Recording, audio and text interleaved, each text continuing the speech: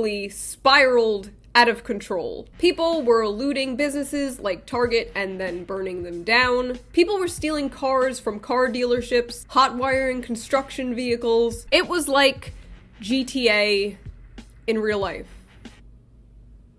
Not good. There was a lot of violence, most notably a fight between some guy with a sword and like 10 other people, and we were all pretty sure sword guy died. Thankfully, he did not, but we can't say the same for a 77-year-old retired policeman named David Dorn, who was killed by looters. Someone's grandpa, someone's father, dead on the sidewalk over a TV. CNN headquarters was attacked?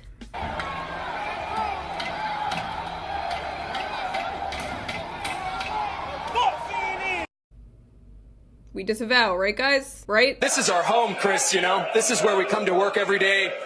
Journalists who are trying to tell the truth. Yeah, okay, CNN.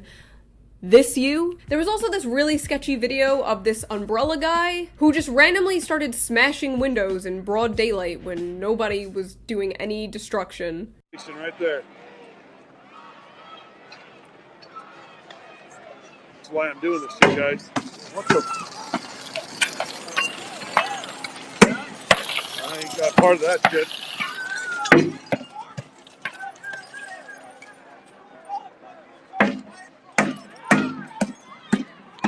Dude.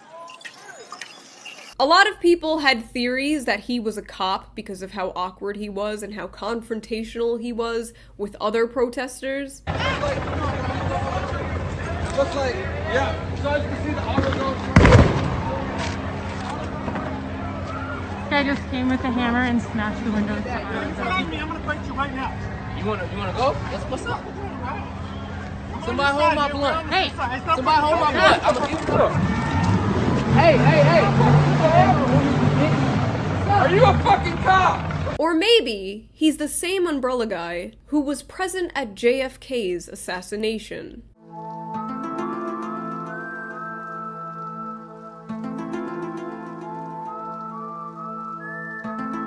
There were also multiple videos of white people up and black people telling them to stop. Videos like these led to different theories. On the left side, like the MSNBC Democrat side, it was white nationalists doing all the riots and causing all the destruction. And on the right side, like Fox News, it was Antifa doing all the destruction. And while it's true there were absolutely Antifa people there, and there were white nationalists there, these were ultimately scapegoats. The truth is there was many people there. Left-wing, right-wing, male, female, black, white, Asian, Hispanic, young, old, Black Lives Matter, Antifa, Boogaloo Boys. There were many, many people involved in these protests, in these riots, and the media seems scared to admit that. Because everything always has to be black and white, us versus them. Everything always has to be partisan politics. They don't want to admit that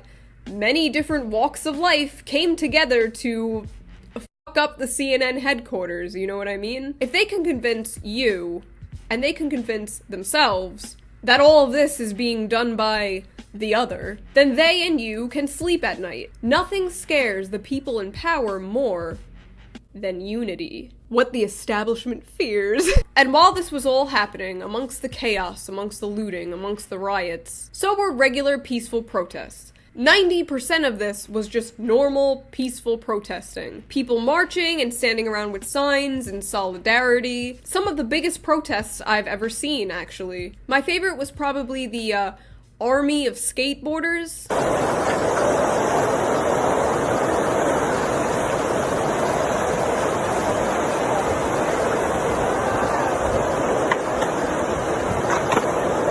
The radical left strikes again. So I just need to make it clear we are not here to make any excuses for the destruction, for the violence, for the looting, for the murders, for the terrible shit that has been going on. I'm pretty sure everyone here is anti-crime, but the absolute focus on the riots by the mainstream media and alt media kind of feels like shiny keys to me. Not that those things aren't important to talk about, they absolutely are. But something that's taking a back seat on my timeline from people I personally follow, maybe not intentionally, is the way peaceful protesters are being treated by our own government. The absolute bullshit that we are paying for with our own tax dollars. Little known fact about me, I am a huge whore for the Constitution. I am quite the patriot, and I take the First Amendment very seriously. And in that First Amendment, along with freedom of speech, is the freedom to peacefully assemble,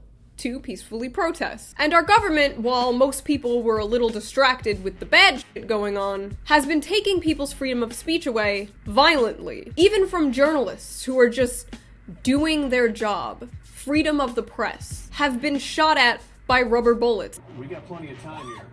Are you okay? I'm shot! I'm getting... Katie, are you okay? Rubber bullets, it's okay. It's those pepper bullets. It's those pepper bullets. Who are they aiming that at?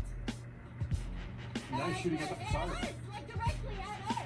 Directly Why at are they doing that? Because even though it's important to focus on criminals being criminal, I think it's also important to focus on our own government being criminal. Because when criminals are criminal, they're held accountable. They're not legally immune. So I'm gonna show some clips, and I made sure none of these are out of context. These are all just peaceful protesters. Everyone in the clips I'm going to show you were literally just exercising their First Amendment. Happening right now, Salt Lake City PD Rescue is just arriving here on the scene, also with a unit from West Valley City. Now, this is just in the area where this vehicle has been burning. You guys see it right here. Police officers starting to move some of the crowd.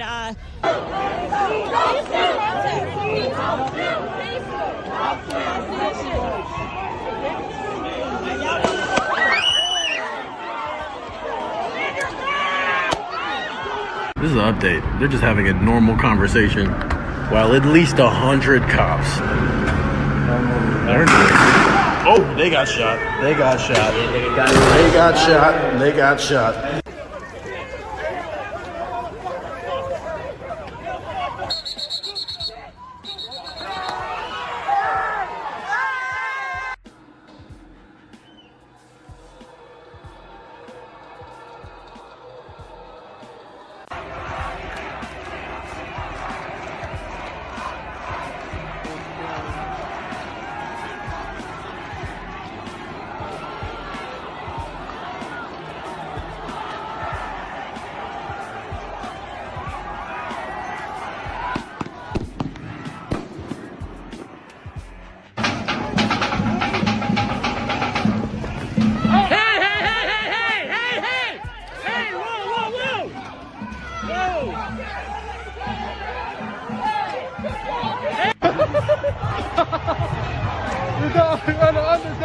Yo, hey!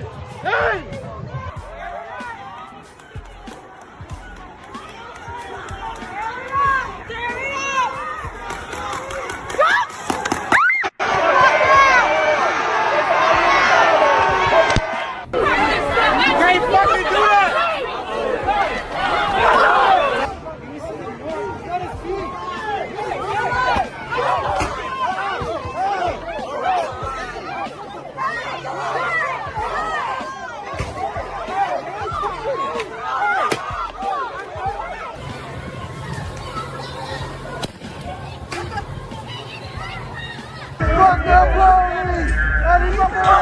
Whoa! Fuck y'all! So essentially, these police you see right here, and they're advancing again. And now they're. You see what's.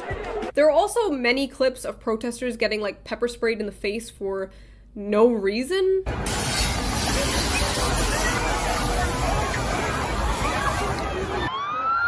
Y'all better get them motherfuckers. Oh, what the fuck? He just sprayed them. You fucking bitch ass cop. Then get that motherfucker. What the fuck? Like, this guy had his hands up, and the cop pulls down his mask and sprays him.